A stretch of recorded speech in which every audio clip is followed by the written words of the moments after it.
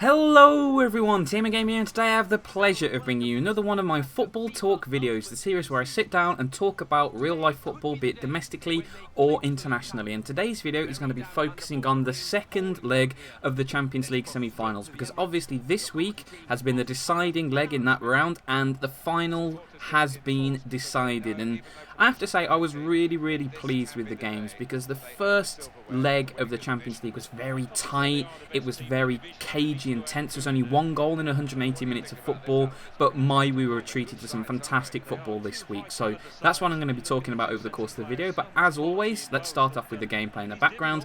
This is a really good foot game, and it's actually quite an unusual game, because this is a game where I completely and utterly dominate every single minute of this game. And that's quite unusual in Ultimate Team, because Ultimate Team's it's relatively fast paced, it's a little bit arcadey, and even when you play really well, your opponent will always have a little bit of a spell where he gets a bit of football going. Perhaps he just hacks a long ball upfield and has a good chance. But this is a game where I completely control it. I didn't really get out of second gear. I mean, you can see right here, I score very early on, and I just dominate. And I think part of the reason is the guy I was playing against was playing a false 9 formation, and this game is a good illustration of why I hate that formation on FIFA, because it's so easy to shut down if you play in the right way. And obviously I play 4-3-1-2. I have a very compact central midfield, so that false 9 gets none of the ball.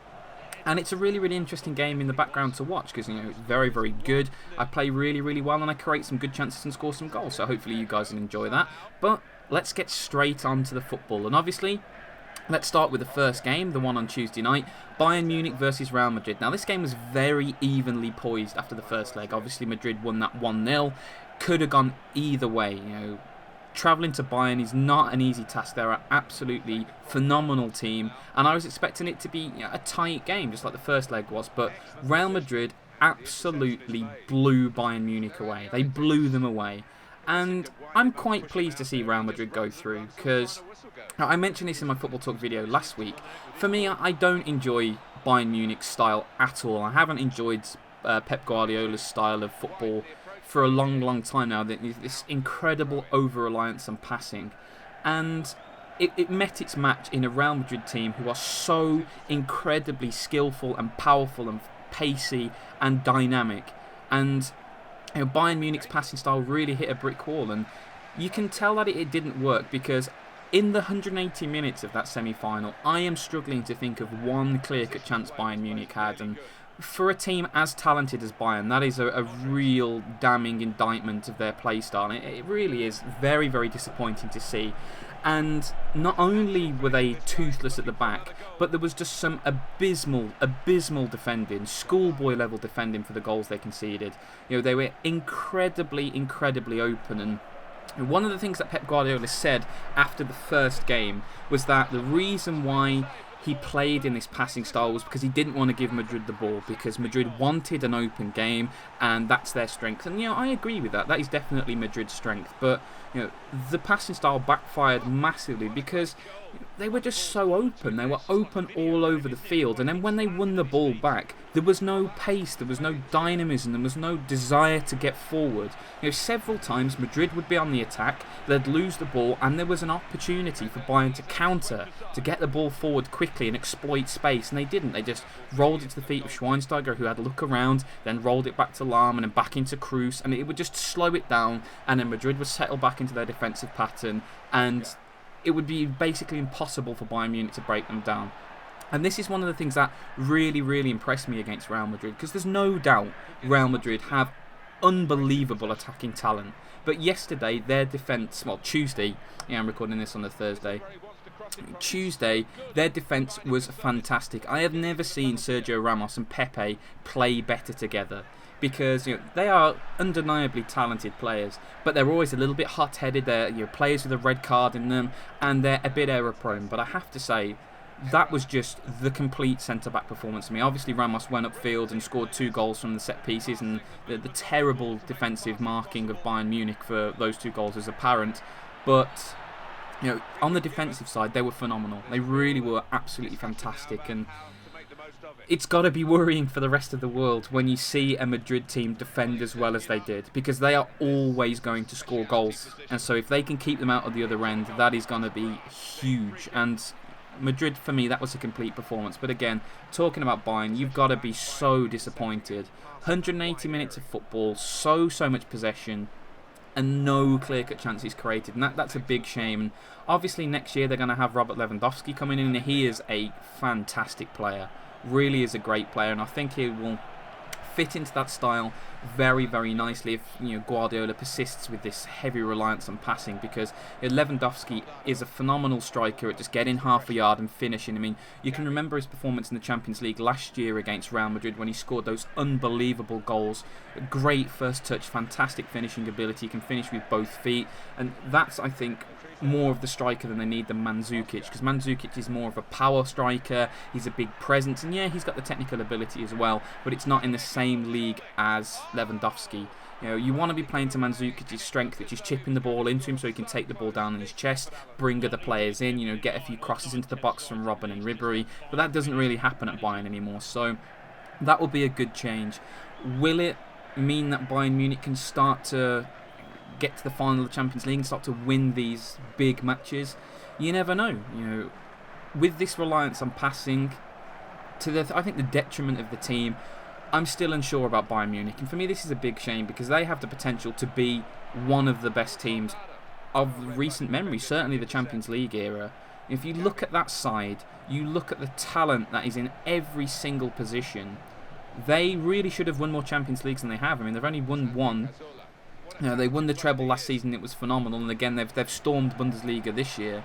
But you've got to be asking for more from a team like that. They have an opportunity to establish a dynasty, and I think they're missing the boat a little bit here, unfortunately.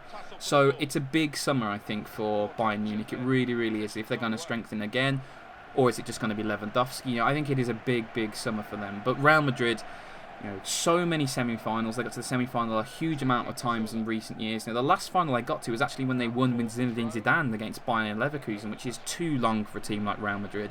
But I think they thoroughly deserve to get through to the final. They played some brilliant football, incredibly clinical. In the second leg, they probably should have scored 4 goals in the first, but they were just devastating in Munich. They really, really were. So I think a deserved finalist there. And they are going to take some stopping in the final. And that brings us very, very nicely on to the second semi-final, Atletico versus Chelsea at Stamford Bridge. This game was incredibly tight in the first leg, a 0-0. And to be honest, I expected it to be the same again. It wouldn't have surprised me to see that game go to extra time. But obviously, in the end, Atletico run out pretty comfortable winners, 3-1. Chelsea have got to be gutted. I mean, I would certainly be gutted in their position. Taking the lead at home and then conceding at the time they did, just before half-time, it really took the sting out of them. And then at half-time, they just needed a little bit of calming down from Jose Mourinho. I think, just don't worry, don't panic. We're still very much in this game. We only need 1 goal. And Mourinho, for me, made a very, very uncharacteristic tactical error, because whatever you say about Jose Mourinho, you can say, oh, he's he likes his pantomime. He's a little bit of a hypocrite. He criticises Sam Allardyce from 19th century football, and then parks a whole fleet of buses away at Anfield. And you can debate that as much as you want. There's no denying that Jose Mourinho is an absolutely fantastic tactical coach, and he sets his teams up with the best opportunity for them to win. And you can see that because he's taken average teams or teams which are underdogs to success so many times. He did it with Porto, he did it with Inter. He's done fantastically well this season with Chelsea. He might not finish, he probably will finish without a trophy this season, but I think he's definitely laying the groundwork to that football club. But for me, he did a very, very uncharacteristic error, bringing on Samuel Eto'o as early as he did, because that game was incredibly evenly matched. It was really, really balanced, and then he goes to 2 up front, in my opinion, far too early, and that played into Atletico's strengths, because their defence is incredible. I talked about Real Madrid's defence being so good. Atletico's defence, I think the back 5 that started on Wednesday night have not lost a game in like 31 games this season, which is just insane. How insanely good is that record? And you can see why. I mean, Thibaut Courtois is just an incredible goalkeeper. He really, really is. And for me, if I was Chelsea, I'd play him over Petr Cech now. And I know Petr Cech won PFA Goalkeeper of the Year, he was in the Team of the Year, all that good stuff, and he's still a very, very good goalkeeper. But for me, Courtois has the opportunity to be #1 at Chelsea for 10 years. And I think you just need to get him in the team now. You really need to get him in the team. You could sell Petr Cech for a lot of money. You can get a lot of money for him. Chelsea need a striker, and obviously Diego Costa's linked very, very heavily with them in the summer. You know, it's probably going to be Torres going back to Atletico and Costa and some money, for Costa and some money probably. So that, I think, is what Chelsea need, because you could see Chelsea's problem yesterday. They just lack that cutting edge against the very, very best teams, and that's why they've come unstuck this season. It's not because they don't have talent in that side, because they have some incredible attacking players. I mean, the Hazard, Willian, Oscar trio is fantastic, and then you've got players like Salah and Schürrle on the bench, who would get into most teams in the world, and is sitting on the bench. So that is incredible, but they really do lack that very, very talented striker, and you could see that yesterday. They had a lot of the ball. They had a lot of ball in, in the final third, but they just couldn't break through a very, very resolute defence. And what really impresses me about this Atletico defence is there's no star player in that defence. There's no... I mean, when you look through the great defences over football in history, there's always that one player who's the linchpin. You think Alessandro Nesta and Cannavaro in that great Italy defence. Obviously they had Maldini as well, who wasn't too shabby, but there's always that figurehead defender, the leader, that real talent who holds everything together. The Bobby Moore in the England side that won the World Cup in 1966, for example. There's not that in Atletico. They're all just incredibly well drilled, incredibly disciplined, and they blatantly just love playing together. The defence was so impressive. And when I played football a lot, I played as a defender, and I appreciate good defending a lot more than I think most people do, because a lot of people, the only reason they watch football is for the skills and the Ronaldo goals, and that's obviously a huge part. But for me, a crunching challenge is just as important and just as impressive as a great run or a great pass. And I really did appreciate watching these two semi-finals due to the incredible standard of defending on show. Unfortunately, if you're a Bayern Munich fan, it wasn't on show in Bayern's team, but it was certainly on show for Atletico and Real Madrid, and it was absolutely incredible. And I suppose that's a little bit of a harsh assessment of Chelsea, considering they have got to the semi-final of the Champions League. They're blatantly a good side. They did very, very well against an incredibly gifted PSG team as well. Coming down from a 3-1 first leg deficit and winning at Stamford Bridge 2-0, doing what they had to do to get through. You felt that the momentum was on their side, and obviously there's been so many big Champions League nights at Stamford Bridge where Chelsea have prevailed. You were sort of expecting that they'd nick a goal, 1-0, Mourinho, tactical genius again. But their deficits and their deficiencies were certainly exposed by a great Atletico team display. And Atletico Madrid and Real Madrid in the final. It's going to be the first time in the history of the Champions League where the two teams from the same city are going to compete in the final, and what an incredible final that's going to be. It's going to be in Lisbon, Portugal as well, so it's not going to be a long trip. If it was going to be in Moscow, I can remember the Manchester United-Chelsea final in Moscow. It's a long way to travel if you are from the western edge of Europe, travelling all the way over to the east. But the good thing is, if you're a Spanish fan, it's only a little trip over the border across the Iberian Peninsula to Portugal, not a long way. So there are going to be tens of thousands of fans in that city. It's going to be a great atmosphere. It's going to be a great night of football, and you have to say it's very, very difficult to call, because Atletico Madrid this season have been absolutely phenomenal in all levels. If they win their last two league games, they're going to win the La Liga, which is a huge achievement for the second city team, basically a second team in the city behind Real Madrid, with Barcelona competing against them as well. I mean, they went away to Valencia this weekend, got a big win, and then went away to Stamford Bridge and got another big win. And they're very, very good in the big games when the pressure's on. They are so solid defensively. They have enough creative spark in that team to score goals as well, and because they're so solid defensively, they win a lot of games 1-0. It's the old 1-0 to the Arsenal when Arsene Wenger first took over, when they had like Tony Adams, Lee Dixon, Nigel Winterburn at the back, and were just rock solid. This is very, very reminiscent of what Atletico Madrid are doing now. Just incredibly solid defensively, and they have enough going forward to challenge the top teams, and that is a very, very fearsome combination. Saying that, you still have to back Real Madrid in the final. I mean, for me, I think Real Madrid are going to win. It's not going to be a stomp fest. I can't see it being a 5-6-0 because obviously Atletico's defence is so good and they're going to be so incredibly fired up for this game. But Real Madrid have just the best attack in the world, I think, at club level. You've got Bale and Ronaldo. I mean, Bale, when I saw Gareth Bale go to Real Madrid at the start of the season, I was a little bit sceptical because I thought, yeah, you've only really had one very good season at Spurs, and I saw the talents there. Obviously, he was a very, very good player, but was he going to step up? Was he going to be a Real Madrid player? Because you've seen plenty of talented footballers go to Real Madrid and crumble under the expectation because it's a very, very demanding club to play for. And I have to say, I've been very impressed with Gareth Bale. Was he going to work well with Cristiano Ronaldo? Well, the answer is, most certainly yes. He's fit into that team exceptionally well. And when you pair him, obviously, with Cristiano Ronaldo, who's been the best player in the world this year by a long mile. He scored 16 goals in this season's Champions League. That's a record. Absolutely incredible with the game to go. He's just a phenomenal player, and he gets better pretty much every single game I see him play. Again, another sparkling performance against Bayern Munich, one of the best teams in the world, and he made it look easy.